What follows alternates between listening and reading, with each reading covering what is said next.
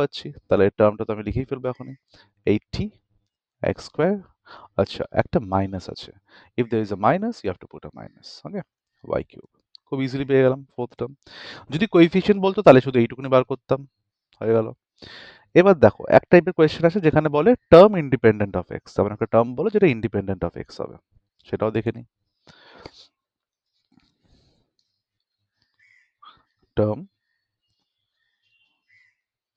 Independent of x, ধরো প্রবলেমটা হচ্ছে এরকম, আমাকে একটা এক্সপ্যানশন দিয়ে দিয়েছে x square plus 1/x to the power 9. Now we have to find among this expansion which is the term which will be independent of x, মানে তো আমাদের x এর পাওয়ারটা 0 হয়ে গেল, বেসিক্যালি থাকছেই না।